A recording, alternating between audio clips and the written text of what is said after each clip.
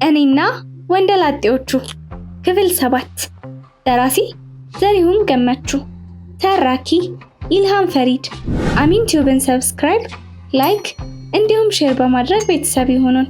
ወደ ታሪኩ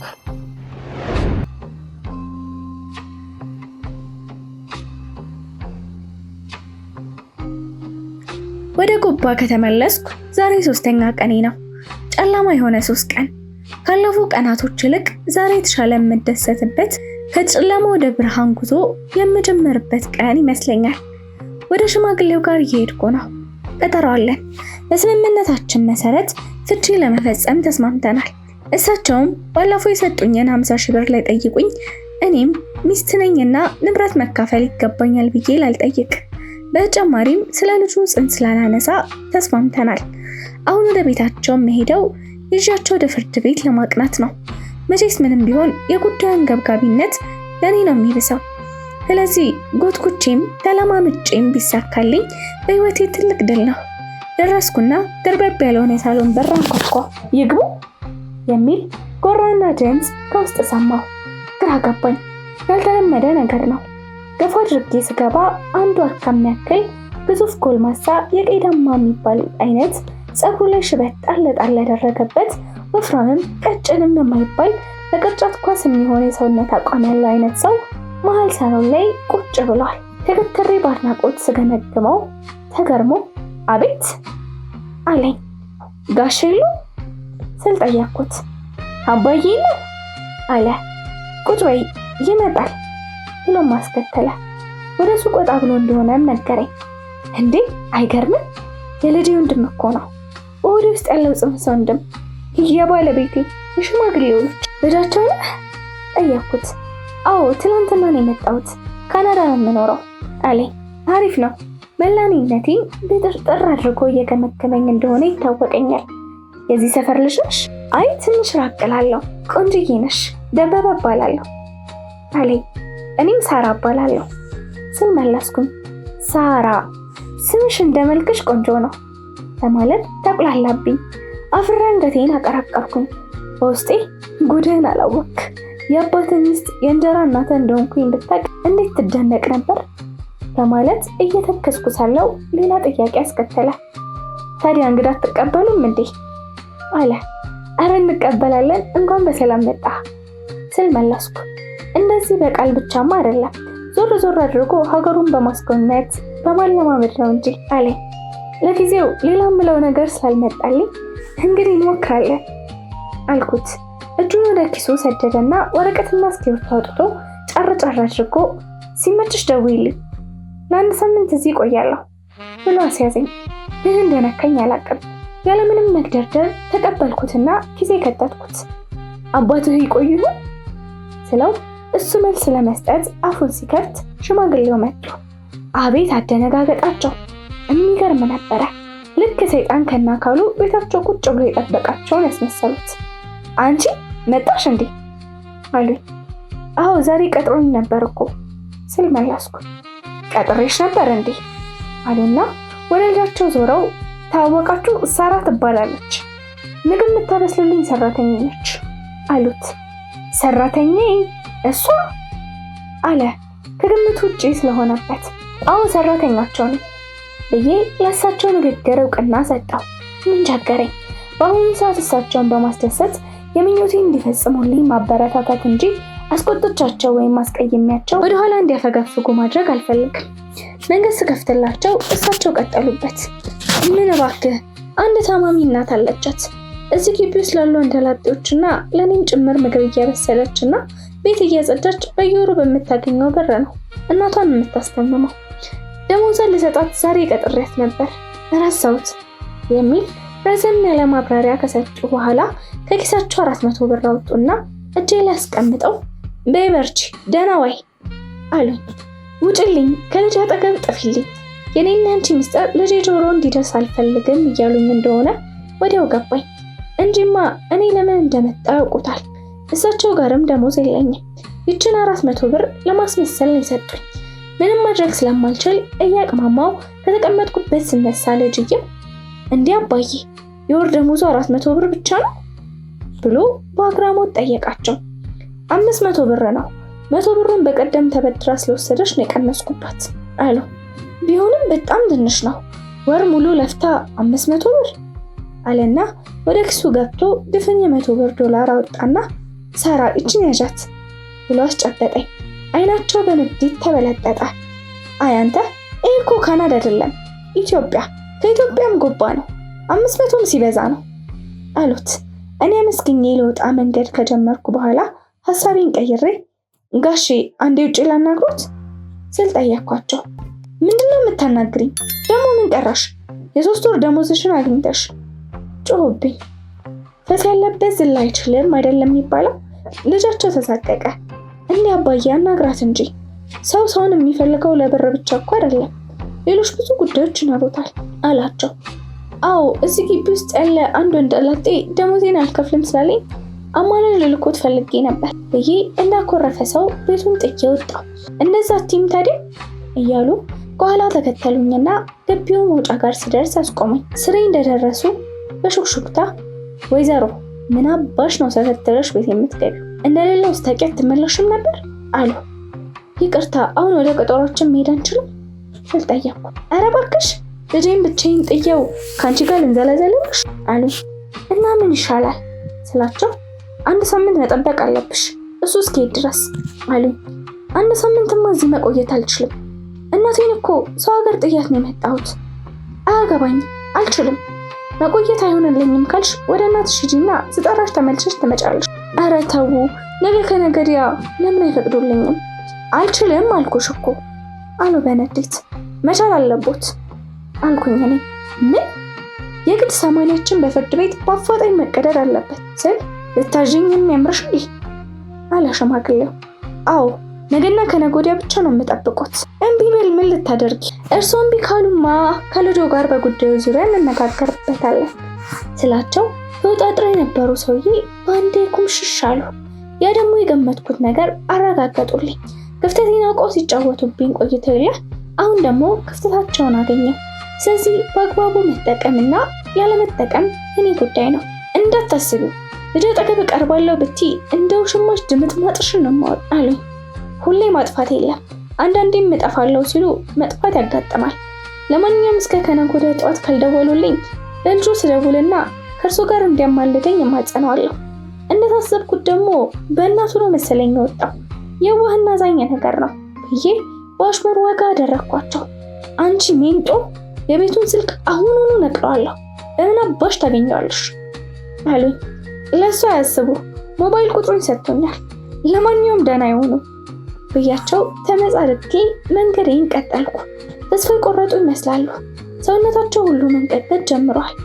ይሁንሽ ሰይጣን ነሽ፣ በአሁን ከመሄድሽ በፊት ብሩን መልሽልኝ አሉ። የምኑን ብር አልኳቸው። አሁን ውስጥ የሰጠውሽና የምን አባሽ ደሞዝን ይጋለሽ?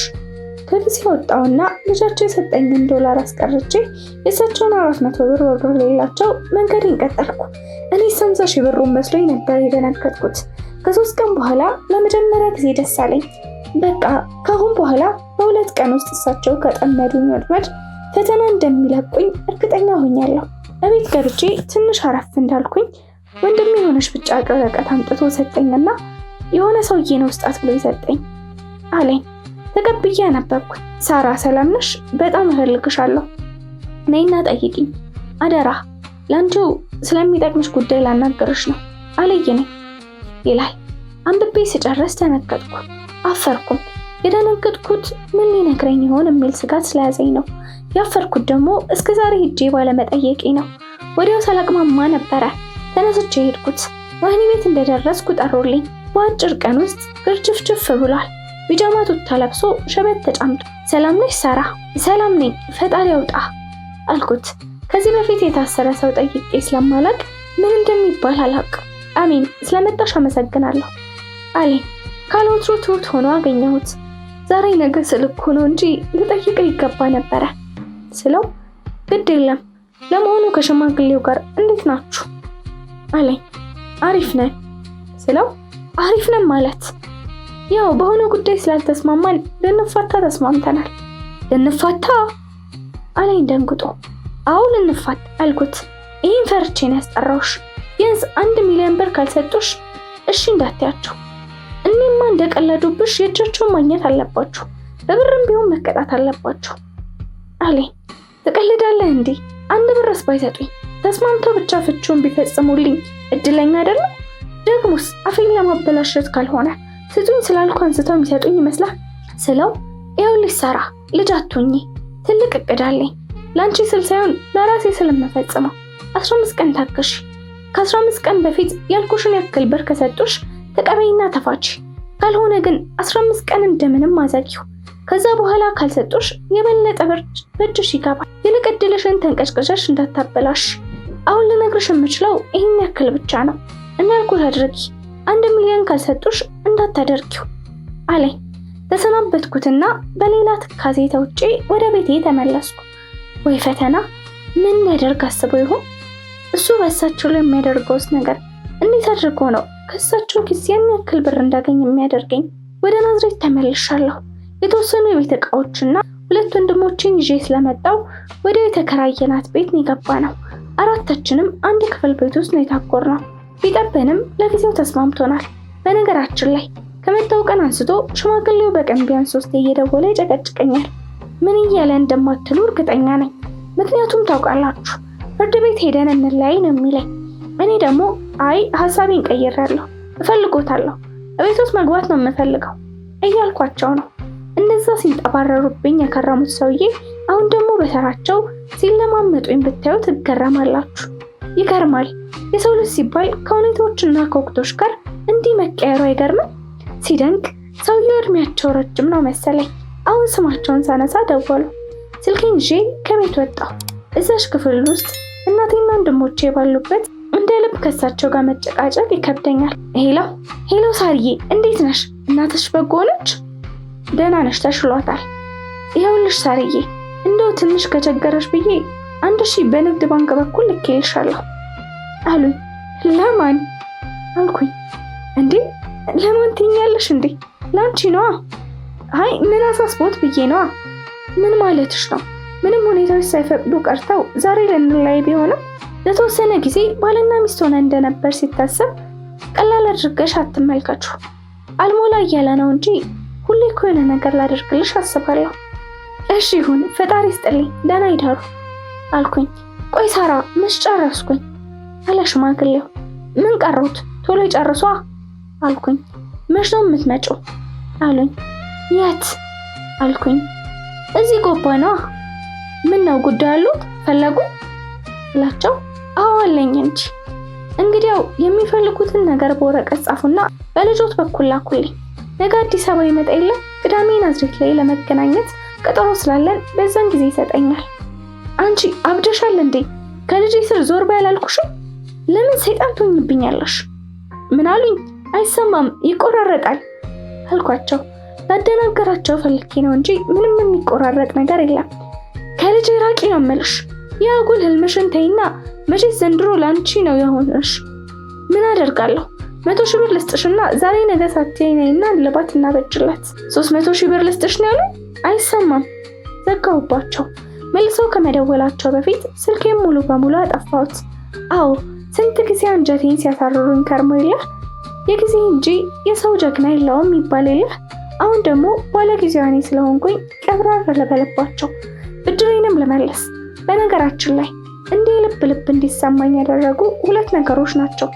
አንደኛው ኮማንደሩ ከእስር ቤት ውስጥ ሆኖ የሰጠኝ ምክርና ምንነቱን ያለየሁት ተስፋ፣ ሁለተኛው ደግሞ የሽማግሌው ዕለት ድንገት መምጣትና እሳቸው ደግሞ እሱ ሚስጥራቸውን ሰምቶ አባቴ ለካ እንዲህ ቅሌታም ነው ብሎ እንዳይታዘባቸው አብዝተው መጨነቃቸውን ማወቄ ነው።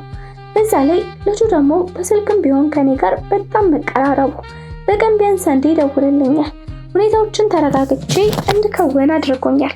ልጃቸውም አዲስ አበባ መጥቶ ከ1 ወር በላይ እንደሚቆይ ነግሮኛል። በዛ እናቴ በህይወትና በሞት መካከል በነበረችበትና ምንም ምርጫ አጥቼ እሳቸው በወደኩበት ወቅት ምን ያክል እንደተንቀባረሩብኝና ሰውኝ መፈጠሬን እስክጠየፍ ድረስ እንዳሻማቀቁኝ በህይወት እስካለው ድረስ መቼም አልረሳውም። እንደው ከኔ የዛን ወቅት ጭንቀት ጋር ሲነጻጸር የእሳቸው የሆኑ ጭንቀት ኢምንት ነው። ቢያንስ ምርጫ አላቸው። ብራቸውን ላጥ አድርገው ፍቹን መፈጸም አሊያም የሚሆነውን ነገር መጠበቅ። ደግሞ እኮ ኮማንደሩ እንደመከረኝ 1 ሚሊዮን ብር አይደለም የጠየቅኳቸው። በጣም ወርጄ ናዝሬት ለአንድ መካከለኛ ቡቲክ ለመክፈት ስንት ብር ያስፈልገኛል የሚል መጠነኛ ጥራት አደረግኩና 500 ሺህ ብር ጠየቅኳቸው። ይሄ ደግሞ ከደረሱብኝ የሞራል ስብራት ከማስረገዛቸውም ያም ሳይንስ ለኔ አይደለም ብለው ከመክዳታቸው ምንም እንኳን እኔ ላገባቸው ፍላጎት የሌለኝ ቢሆንም ላገባሽ አልችልም ከማለታቸው አንፃር እንደው ቸር ሆኜላቸዋለሁ። ያንን ደግሞ ሳስበው ልጃቸውን አልወልደውም ያስወረደው ስለወሰንኩኝ ከዚህ የበለጠ ብር ብጠይቃቸው ፍትሃዊ አይሆንም የሚል ስሜት ስለተሰማኝ ነው። በነገራችን ላይ እናቴ በጽንሱ ማስወረድ ጉዳይ ላይ ፈጽሞ አልተስማማችም። በጡሴ ይዤሻለሁ አንቺ ብቻ ወለጂ እንጂ እኔ አሁን ጤንነቴ ሙሉ በሙሉ ተመልሶልኛል። በየሰው ቤት እንጀራም ቢሆን እየጋገርኩ አሳድገዋለሁ ብላኛለች። እኔም ለጊዜው እሷን ለማረጋጋት ስለፈለኩኝ እሺ ብያታለሁ። ግን አሁን ከ1 ሰዓት በኋላ ወደ ሆስፒታል ልሄድ ነው። ያቺ ባለፈው ማርገዜን ያበሰራችኝ ልበለው ያረዳችኝ ዶክተር ጋር ስለ ሁኔታው ላማክራት ሆስፒታል እንደደረስኩ ዶክተሯን ቢሮ አገኘኋት። በፈገግታና በትህትና ተቀበለችኝ። እሺ ሳራ በዛው ጠፋሽ እኮ አለችኝ። ሀገር ቤት ሄጄ ነበር ዶክተር አልኳት። ምን ነው በሰላም አለችኝ። በሰላም መሆኑንና የሄድኩበትን ጉዳይ ባጭሩ አብራራውላት። ታዲያ አሁን ምን ወሰንሽ ስትል ጠየቀችኝ። ያው አባቷ አላመነልኝም፣ ቢያምንልኝም የምፈልገው አይነት አይደለም። ስለዚህ ያለኝ ምርጫ ማስወረድ ብቻ ነው አልኳት። በደንብ አስበሽበታል ግን አለችኝ። አዎ ዶክተር አስቤበታለሁ። እንግዲያው አንድ ቦታ ልላክሽ፣ ባለቤቴ ነው፣ የማህፀን ስፔሻሊስት ነው። ስላንቺ የተወሰነ ነገር አጫውቻለሁ፣ ይረዳሻል። አይ ዶክተር አንቺ ራስሽ ለምን አትረጂኝም ስላት፣ ሳሪቾ ውርጃይን ውስጥ እንደገባ ጉድፍ ቀላል ነገር አይደለም። ልዩ ስልጠና የሚያስፈልገው ጉዳይ ነው። እኔ ጠቅላላ ሐኪም ነኝ። የምልክሽ ሰው ግን ዶክተር ጴጥሮስ ይባላል። እንደነገርኩሽ የማህፀን ስፔሻሊስት ነው በማለት ስለ ሁኔታው አስረዳችኝና የሚገኝበትን አድራሻ አስረድታኝ ለሱም ስልክ ደውላ በመንገር ወደዛው ላከችኝ። እኔም ምርጫ ስላልነበረኝ ቀጥታ መራሁ። ደርሼ ለ20 ደቂቃ ከጠበቅኩኝ በኋላ ወደ ምርመራ ክፍል ለመግባት እድሉ ተሰጠኝ። ከመላጣው በስተቀር ፍጹም ልቅም ያለ ቆንጆዬ ሰው ነው ዶክተሩ። በሰላምታ ከተቀበለኝ በኋላ ቀጥታ ወደ ስራው ገባ። እሺ ሳራ ልብስሽን አውልቂ። ምን አልኩት ደንግጬ። ሱሪሽን አውልቂና እዛ ላይ ተኝ። ወይ ቅሌት! ዝም ብሎ ማያውቁት ሰው ለዛውም ወንድ ፊት ሱሪ ማውለቃል እንዴ? ደግሞ ይሄ እንደሚገጥመኝ ባውቅ ቀሚሴን ለብሼ መጣ ነበር። መቼስ ከማውለቅ መግለብ ይችላል። ሳራ እንደምታዩ ውጪ ማት ታካሚዎች እኔን እየጠበቁ ነው ብሎ ሲኮሳተርብኝ አይኔን ጨፍኜ ፊቴን ከሷ ዞር ያወለኩና እንዳለኝ የጠቆመኝ አልጋ ላይ ተከተምኩ። ወደ እኔ ቀረበና የውስጥ ሱሪሽንም አውልቂው አለኝ። ምርጫ የለኝም አወለኩና አይኑን ማየት ስላፈርኩኝ አይኔን ጨፈንኩኝ። ከዛ ምን ልንገራችሁ፣ ምን እንዳደረገኝ ምን እንደሰራ ምንም አውቀው ነገር የለም። ብቻ ሳላስበው ጭለጥ ያልኩ ይመስለኛል። የሆነ ብዥታ ውስጥ የገባው። ሳራ ጨርሻለሁ የሚል ድምፁ ነበረ ከሩቅ ሀገር የመለሰኝ። እንደ መበርከክ ብዬ ተነሳው። ለመቼ ይሰራልሽ አለኝ። የሚያስፈልገኝን ነገር ይንገሩኝና ተዘጋጅቼ መጥቼ ነገም ቢሰራልኝ ደስ ይለኛል አልኳቸው። ከዶክተሩ ጋር ያለኝን ንግግር ጨርሼ ወደ ቤቴ ተመለስኩ። ዛሬ ራት ግብዣ አለብኝ። ወደዛው እየሄድኩ ነው። መቼ ሲፈጥርሽ ቀበጥ ነሽ፣ በዚሁ ጥንቅጥ ውስጥም ሆነሽ ቅብጠት ያምርሻል ብትሉኝም አልቀየማችሁም። እኔ ራሴ ምን እንደነካኝ አላውቅም። ማታ ራት ልጋብዝሽ ሲለኝ እሺ ነው ያልኩት። ምሳ ካልሆነ ራት አይመቸኝም ማለት ነበረብኝ። ቤተሰብ ከመሸ በኋላ ከቤት እንደወጣ አይፈቅዱልኝም ማለት እችል ነበረ፣ ግን እሺ ነው ያልኩት። ደግሞ እኮ ትላንት ነው የተዋወቅኩት። በካልዶ ቀጥሎ እንዳየሁት ልቤን ብትን ያለበት ሰው ነው። ምናልባት የተለየ ስለሆነብኝ ይሆን እንዴ? መቼስ እኛ ኢትዮጵያን ሲፈጥረን ፈረንጅ አምላኪዎች ነን። በቀኝ ያልተገዛም በጎ ፈቃደኛ ምርኮኞች። ፈረንጅን የእውቀት ጥግ መስፈሪያችን፣ የስልጣኔ ማማ ካዝማችን፣ የፍጹምና ሞዴላችን ነው። እኔም ኢትዮጵያዊነቴ ያሳደረብኝ ተጽዕኖ መሰለኝ ቁልትልትን ያደረገኝ። አሁን የቀጠረኝ ሆቴል አካባቢ ደርሻለሁ። ወይኔ እኔ ነገር ስለማንነቱ እስካሁን አልነገርኳችሁም አይደል? በቃ ቀልቤን ስልብ አድርጎታል ማለት ነው። ጆሻ ይባላል። ከውጭ የመጣ እንግዳይ ነው። ሙና የላከችው እንግዳይ ትላንት ነበረ ሳላስበው አዲስ አበባ መግባቱን ደውሎ ነገረኝ። ወደ ናዝሬት እንዲመጣ አደረግኩና ትላንትናውኑ አገኘሁት። ተመራማሪ ነው ስላለችኝና በስልክም ሳውራው ድምፁ ጎርናና ስለነበር ትልቅ ሰው ወደ አዛውንትነት የቀረበ አድርጌ ነበር የገመትኩት። ሳገኘው ግን በሀያዎቹ አጋማሽ ላይ የሚገኝ ለግላጋ ሳቂታና የሚያምር ባለሰማያዊ አይን ሰው ሆኖ ነው ያገኘሁት። ጥሩ የሚባል ሆቴል አጠያይቄ አስያዝኩትና አብሬ የተወሰነ ሰዓት አሳልፌ ነበር የተለየሁት። በአጭር ቆይታችን እኔ በወደድኩት መጠን እሱም የወደደኝና የተመቸውት ይመስላል። ግን በምን አይነት መልኩ ነው የወደደኝ? ቆንጆ የስራ አጋሩ እንደመሆን ገምቶ ነው ወይስ በሴትነት የተማርኩ? ግን ምን ነካኝ? የእውነት አፍቅሬ ይሆን ወይስ ውስጤ አንድ የኔ የሚለው ሰው ወንድ ፍለጋ ስለሆነ ያሳደረብኝ ተጽዕኖ ይሆን?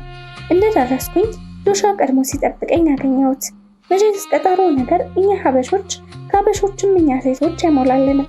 ከመቀመጫው ተነስቶ ሰላምታ ሰጥቶኝ ወንበር ስቦ በትህትና በማስቀመጥ ተቀበለኝ። በነገራችን ላይ ጆሹዋ የተኮላተፈን ቢሆን እኔ እንግሊዝኛ በምናገርበት መጠን አማርኛ ይናገራል። ወደ ሰሜኑ ነው እንጂ ለ6 ወር ኢትዮጵያ ውስጥ ኖሯል። የየራሳችንን ምርጫ አዘን እራታችንን በላል። ከዛ ትንሽ ማውራት ጀመረን። ጆሹዋ ከአንደበቱ ይልቅ ሰውነቱ ያወራል። አይኖቹ ይቅበዘበዛሉ፣ ከንፈሮቹ ወዲና ወዲያ ያጉላላሉ። የሆነ የጨመቁ አይነት ድንጉጥ አውሬ ይመስላል። ተጫወት እንጂ ስለው እሺ አለኝ። አልተመቸም? ሌላ ቦታ እንቀይር ስለው አንተ በጣም ቆንጆ ነው አለኝ። እንዲህ ሲለኝ በውስጤ ሙቀት ተረጨ። መቼስ ፈረንጅ የሰራው ነገር ምርጥ፣ ፈረንጅ የነካው ነገር ቅዱስ፣ ፈረንጅ የተናገረው ነገር ፍጹም እውነት አይደል የሚመስለን? እኔም እውነትም ቆንጆ ነኝ ማለት ነው ስላሰብኩ አሰብኩናም ተደሰትኩ። ክፍል 8 ይቀጥላል።